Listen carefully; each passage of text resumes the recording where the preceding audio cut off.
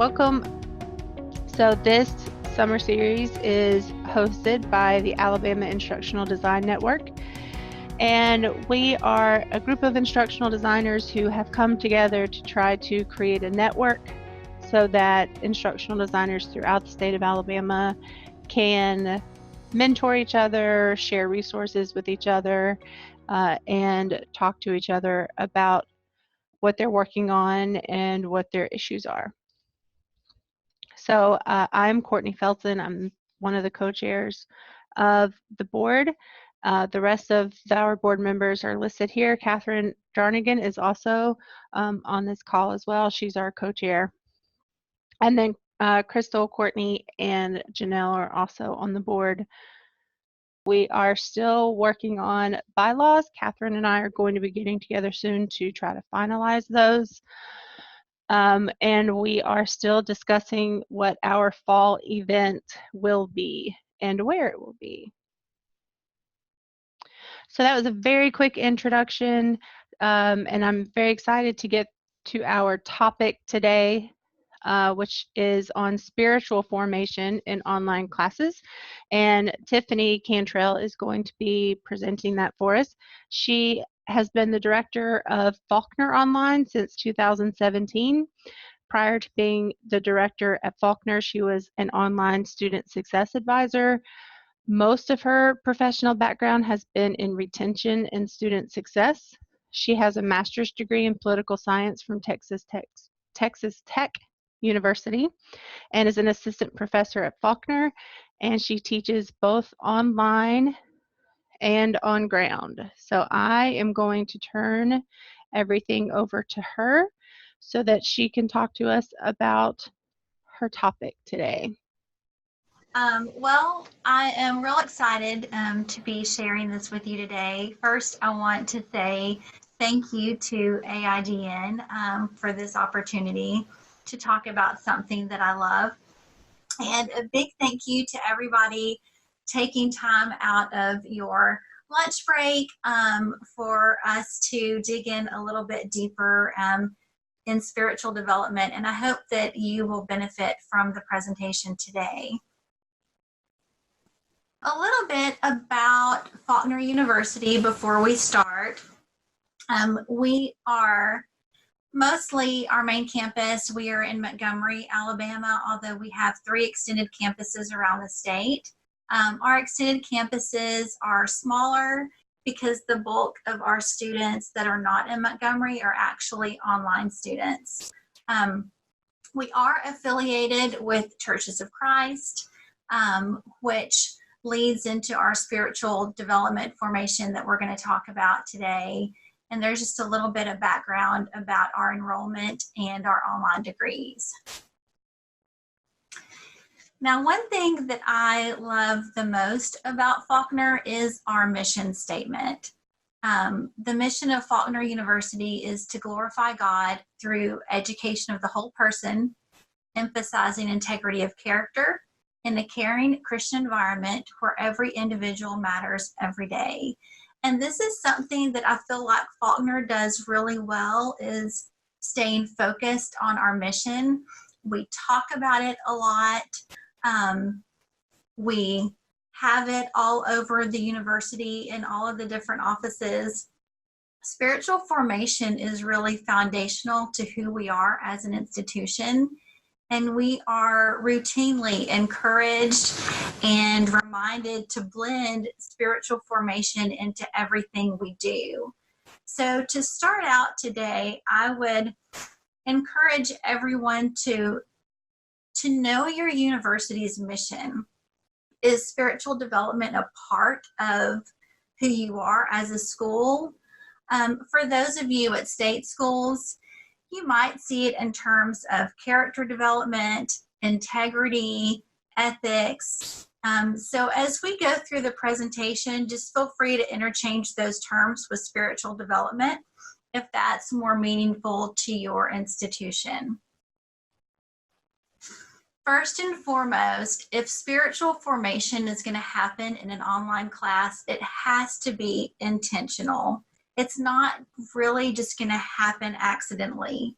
There has to be a plan, It takes effort to influence the spirituality or the character of the student. So if instructors are looking for the easy way to teach online, they just want to load some video lectures, have assignments graded automatically, no spiritual formation is going to be happening. There has to be effort and intention for it. So before we talk more about spiritual formation, I just wanted to give you a little background in our typical Faulkner online student. Most of our students are adults. They are working full-time. We have many of them who are caregivers, not just to children, but to parents. And then we have a pretty good number of kind of the sandwich generation where they have children at home and they're also starting to give care to parents. And so they're really busy. It's not uncommon for our students to be single. But one thing they all have in common is that they are seeking a better life situation, maybe advancement at work, just different things are bringing them back to, in the midst of their chaotic life, try to fit schooling into that somewhere. So what is the typical student for your university? Kind of think about them as we talk through the webinar today.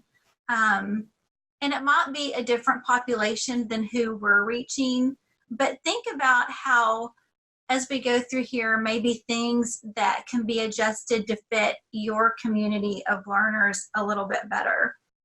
But regardless of what your typical student looks like, he or she, they have educational goals. And so what we want to do, I think, across all our institutions is be helpful and encouraging to them in that goal instead of a barrier to their success. So jumping into spiritual formation, here are a few ideas about ways to infuse spiritual formation into an online course. One that I've seen most often is for students to compare or contrast a theory or an idea or a statement with scripture. Or maybe if it's not scripture at your institution, maybe it's character traits or something to do with ethics within the field. Journals seem to be a really good place to put spiritual reflection instead of discussion boards. Seems like we have better response from students. They seem to be a little more open in dissecting through the material and referring it back to their spiritual reflection if it can be done in a more private manner that every student's not going to see. If they know it's just the instructor that's going to see it, many of them feel a little bit more open to that spiritual reflection aspect of the assignment. Encouraging words, putting scripture in a weekly announcement is really important. Again, our population of students, they are very busy, and any type of encouragement we can give them, and of course scripture is very encouraging, that if we can give them that in little doses throughout the week, that seems to be helpful to them. Of course, we would encourage our instructors to include scripture in their video lectures as the topics apply back to scripture. We also encourage instructors to pray for students, and not just pray for them without them knowing, but let students know that you're praying for them. This could be in the form of the weekly announcement that I mentioned earlier, maybe just a general statement, hey, it's midterms, I know that life is crazy, I've said a prayer for you this morning, so have a little peace as you go through your day, something like that. We even have some instructors that put an optional prayer request discussion board in the online class, and students don't have to post in it, but they're able to in case they have something that they would like to make public to the class. We've seen different results with that. We have, of course, had the instructor that prays for the students, but also we've seen a really neat sharing time between students whenever they will reply back to another student. I'm so sorry you're going through this. You know, this happened in my family. And there's a good meaningful connections there sometimes based on the discussion board. So talking about spiritual formation, coming from the broad terms that we just talked about and kind of looking through some examples of how it could look in different disciplines across the board. Because, of course, there are some disciplines that seem like, oh, that makes sense to infuse spirituality into the class learning. But some disciplines seem a little bit harder. So I thought I would give a few examples of how it could be done in the classes. And I won't read over the slide word for word. You'll have a copy of this if you want to go back to it later. But just, you know, for example, let's look at the English example on the board. Read C.S. Lewis's Lion, Witch, and the Wardrobe. Give specific examples of how Lewis integrated his Christian faith in his storytelling. Describe in detail his use of symbolism, imagery, and allegory in the book. So that's a great way of taking the content of an English course and pulling in a spiritual component into that lesson. English may be one of those classes. If it's a literature class, that might be a little bit easier than some in order to infuse spiritual development into the class. Just like psychology, science, even foreign language, those are maybe some of the easier subject matter, some of the easier disciplines to pull in spiritual development. So on this next slide, I want us to look at maybe a couple of areas where it doesn't seem like there's as easy of a fit. Business. An idea that you can take from spiritual development or character, integrity, ethics, and blend that into business. You know, when you stand before Christ, what aspects of your business will he ask you about and why? What will he have observed as his spirit led you in the decisions that you make? You can even change that to make it more ethics-centered, integrity and character-centered, but it's a way of tying broad business practices and helping students make a framework looking forward to before they jump into their business career. Have that end goal of the character that they want to have as a business person in mind, the ethics that they want to have in their business, ways to have them thinking about where they want to be at the end of their career so that they can make sure that along the way they are making the choices that will eventually make them proud towards the end. This was the mathematics one to me was interesting as I saw this example. Find some images and videos online of the Mandelbrot set and read about how it's calculated. The visual images are created from a really simple equation. What does this tell you about a God who knows and controls the whole world? I had to look up the Mandelbrot set because I didn't know anything about it, and it really is amazing. And I think that as a student, if I were in a class that had a spiritual component like that in a field, in a discipline like math, where you typically don't see the blending of spirituality with the content, that would just be really encouraging to me.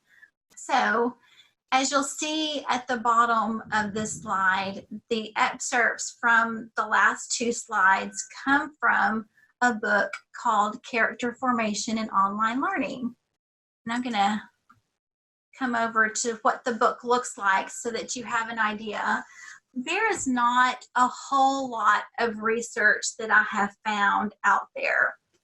I know that universities, especially Christian universities, are working to put spiritual formation, character formation into their online classes, but it seems like everyone's doing their own thing and it's not discussed more broadly.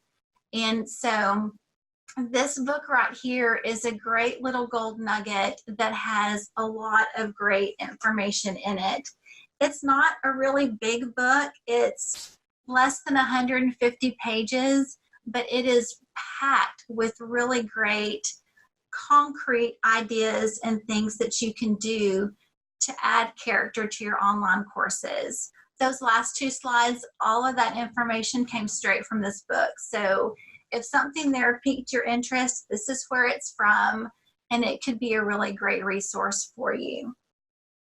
Now, in addition to overt spiritual formation in the online class, there's also this idea of a spiritual presence that the instructor brings to a class. A presence from the instructor means like modeling the character traits that we're trying to encourage in students. And as we go through this, some of this might sound insignificant, but it truly makes a really big impact on the students. It shows that we care. It shows that we value them. And that's what we're trying to do. Yes, some of it is spiritual training that we're trying to infuse in the discipline, but also those of us that are at a Christian institution, we feel like we have a responsibility to have these relationships with these students that are online, and it's a little bit harder as an online instructor to have that spiritual presence as opposed to in the classroom relationship with students. So, as mentioned in my bio, I do have a background in retention and student success. And for years, I have worked with online students, tried to help them overcome the obstacles to complete their degree. And I've always felt like as a Christian institution, we have a moral obligation to our online students to provide them with the best education possible and support them the best we can in their educational goals. For those of you at public institutions, this is probably the same foundational belief, but it's stated more in terms of integrity as an institution. So for the next few minutes, I want to talk through how, as an instructor, you can support that student and show a spiritual presence in the classroom. First and foremost, a personal welcome to the class. An email personally to each student, an intro discussion board where they get to know you a little bit, a phone call to each student if the class size isn't horrendous and you have the time and you can actually make a personal phone call. And one of the things that I have seen a lot of success with is posting a video introducing yourself, not just in the discussion board, not just a short little bio, but let them see your face, let them get to know you from day one in a course. And that's going to help start that relationship off right, where they feel like you're more than just an entity out there in cyber world. You're a real human being, someone that cares about them and wants to have a connection with them. Now, this may not seem like an overtly spiritual presence in a class, but to me, open source textbooks really goes a long way to meeting the needs of a student. For our student population, finances are very strained, and open source gives them a little bit of breathing room financially. Everyone has the ability to start the class on day one, regardless of whether their financial aid disbursement has been processed or not. And so it just, I think, goes a little bit farther in reaching them as a student, giving them that comfort level, giving them that support and encouragement that they need to complete the course successfully. I mean, of course, I know that we can't always choose open source textbooks, but for those that we can, I think that that's a good goal to aim for. We really need to value students' time, again, especially with our population, our experience. Our students are busy. Online is not really their first choice of how they want to take classes. It's their last resort. It's the only way they can get to their degree. And so having a class ready on time, having assignments posted and the modules open at the right time goes a long way to developing that relationship where they trust you as an instructor, and they know that you value them as a student. And that just helps. While it's not overtly spiritual, it does give that presence of, I'm here to support you, and I'm here, we're all on the same team, how can we help you? We've also found that it's really helpful to keep lecture videos in shorter segments. One, it keeps the students' attention. They struggle through a 2-hour lecture, just staying focused and getting the information. And also, again, our student population is so busy. Having short little video segments helps them squeeze in work on their lunch breaks. I know that that's what they're doing. They're talking to us about it, that they are on their lunch break trying to squeeze in a little something. And if they can feel like throughout the week they can watch a shorter video every day on their lunch break, or have a short discussion board assignment that they can post, they like to work in snippets because they don't have huge time like all at once. And so if there's things that we can do to help them in that, then I think that that's very encouraging to them.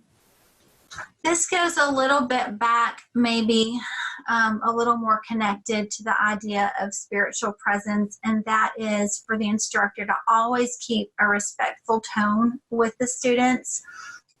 Many of them, at least in our case, are actually working professionals. They just need to get a degree in order to move up in their field. And so it's really important that just because their education level is lower than that of the instructors, that they're not talked down to, that they are shown that they're respected and that we're glad to have them as part of our community and family. And one way we can do that is through conversational emails and announcements. This to me is vital in developing a warm relationship with the students. Instructors need to be approachable, and many times they see the PhD at the end of an instructor's name and they feel like, this instructor is so smart, they have all this knowledge and they're not really approachable. Well, you can stay professional but not be formal with the students. If you're too formal, instructors will hinder students from being comfortable with reaching out to them whenever they have a need.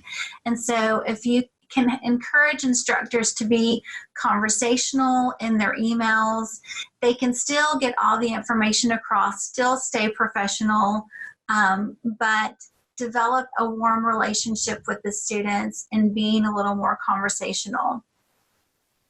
And staying on the communication theme, it's really important that instructors over communicate. I really don't know if you can communicate too much in an online class. It seems like a lot of the issues happen whenever there's less communication, not more. So weekly announcements are really important.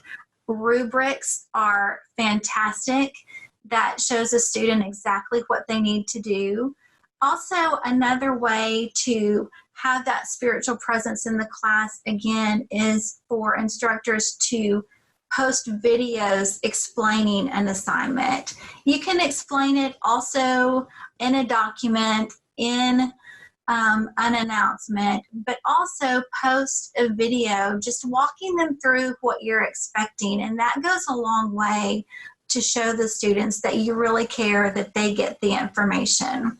Our students seem like they need compassion for life events. We have, like I mentioned before, that sandwich generation where they have children that they're taking care of, they have parents that they're caring for. And so it's not really uncommon for our students to experience life events that are outside of their control. Just this summer session that I've been teaching, there have been 2 deaths in the family for students that I've been teaching. And so it happens. And so if we can have compassion for life events, they're going to see that the spiritual presence and the spiritual talk that we have, they're going to see it in action in real life with mercy and compassion. And so at any time possible, we can work with our students that are going through really difficult life events. That will be helpful. Now, that doesn't mean that instructors need to be a doormat. They can require documentation, and sometimes the answer has to be no. It doesn't mean that the student gets everything that they want just because we have compassion.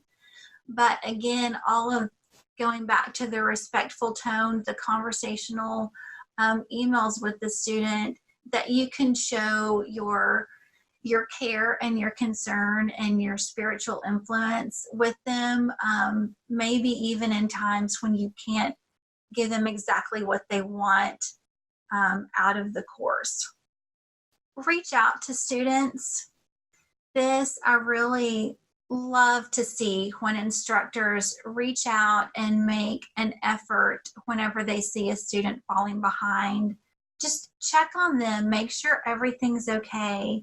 Again, a conversational email is great, not accusingly like a form letter of you're behind in this, it's due by this date, or we're not going to take your work. But hey, I just noticed that you're behind on the assignments for module 1. Is everything okay? If there's anything going on that I can help you with, if you could reply back as soon as possible, let's put you on a plan to get caught up. That goes a long way in showing spiritual depth to these students, and they see that it's not just words, but it's an action. I don't know about your institution, but at ours, I hate to say it, we do have some instructors that just assume that students are lazy or they're working the system.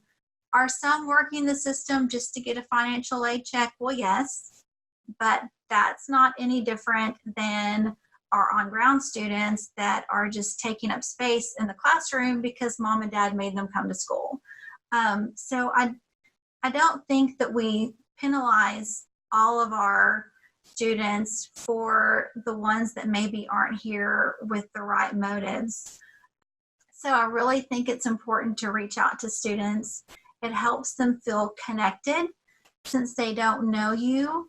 And many times I've noticed that they'll reply back and they're like, well, I didn't want to bother you, but this has been going on. You know, my son broke his arm at baseball the other day, and that was the night that it was due. And so things got crazy, but I just didn't want to mention it because I didn't want to be a complainer and be a bother. And we hear stories like that from our students on occasion. So if you are reaching out to them, a lot of times you're going to get a better story. You're going to hear more about what's really going on in the lives of your students. And then we have this great technology available. We have video conferencing where we can look at a student face to face and talk with them even though we're miles apart. Or like I mentioned earlier, just a phone call means the world to a student. it helps make that personal connection. It gives a spiritual depth to the class whenever you're a real person on the other end of that course, and not just some sort of person in the internet world that doesn't really have feelings or concern. So I encourage all of our instructors to make that personal connection, sometimes with a phone call or video conferencing. Now, a lot of instructors, for good reason, want to have documentation of conversations, and I get that, and I keep every email so I'm right along that train as well. But if I talk to a student on the phone about an issue that they're having, I'll tell them before we hang up, okay, I'm going to send you an email, and it's going to recap everything that we've talked about, just to make sure that we stay on the same page. So we have that personal relationship that we've talked, person to person, but we also have that documentation through the email, and it gives the student an opportunity. If they don't agree with what's in that, they can reply back, and that way everything stays documented, and we have that added layer of what we need, but that doesn't hinder us from making that personal connection whenever that's needed too. And going back to a personal connection, if you talk to your instructors and ask them why they teach, that's why they teach. They love that connection with students. And that's why I've noticed a lot of instructors say that they don't like online classes, or they don't want to teach online. They miss the connection with students. But I think it's our job as instructional designers and talking with faculty to let them know connections are possible. That spiritual relationship with students, it's possible. You just have to change how you connect to the students. It's an adjustment, but it can be done. So kind of to finish up today, just kind of going back to where we started, spiritual formation, character formation, a focus on integrity and ethics, it has to be intentional in order for there to be that component in the class. It's not just going to happen accidentally.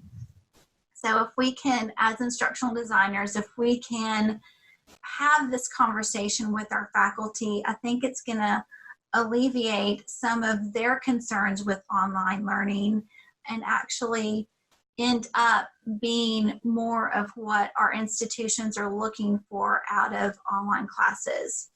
So that's pretty much everything I have prepared. So I'm open for questions or comments now. All right, so if any of you have any questions you'd like to ask Tiffany, or any comments that you would like to make.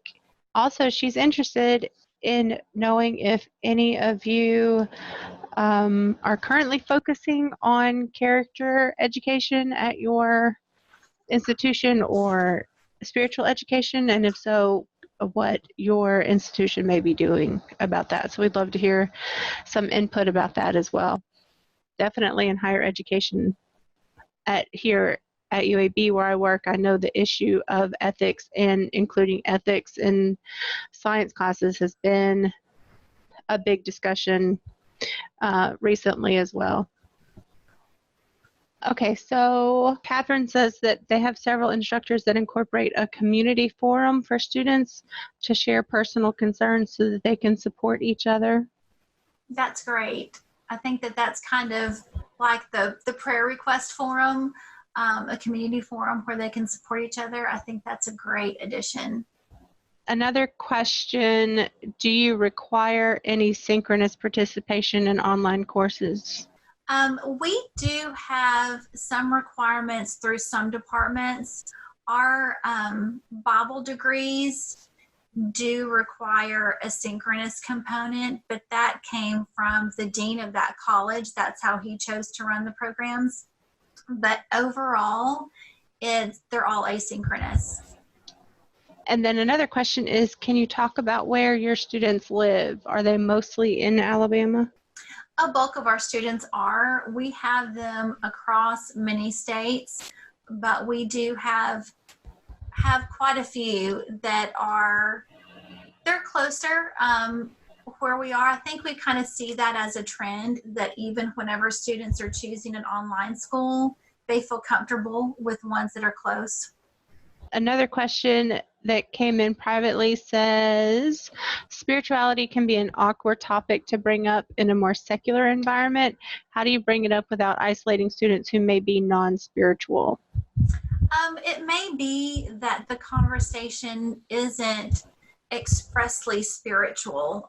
There may be, for your institution, it might have to be termed in thoughts about character development and what are the character traits that we want out of our students.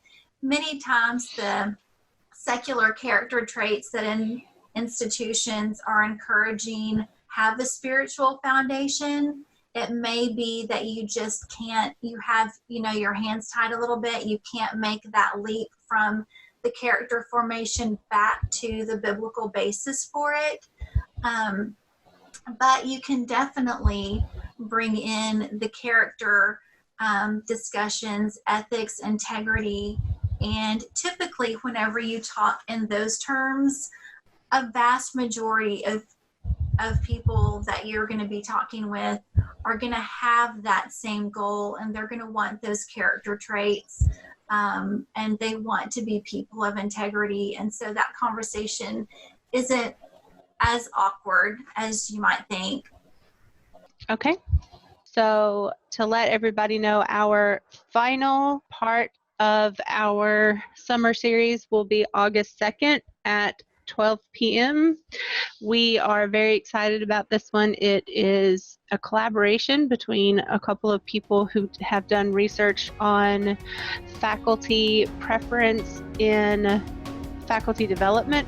So it'll be all about training faculty and research associated with that. So look out for more information about that, but that is coming up August 2nd. And then please make sure that you are staying connected with each other through our networks. Our social media networks are listed here on the screen. So if you have any needs or want to communicate with people throughout the state, this is your opportunity to do that through these channels. We will be posting this, like I said, sometime next week on our YouTube channel. So our YouTube channel information is listed here, as well as our Facebook, Instagram, Slack, and Twitter. So if you have not followed us on these channels, please make sure you do, and please make sure that you're utilizing these to share information with each other. So thank you so much, Tiffany, for your time today and for your thoughts and the information that you shared. And thank you, everybody, for joining us.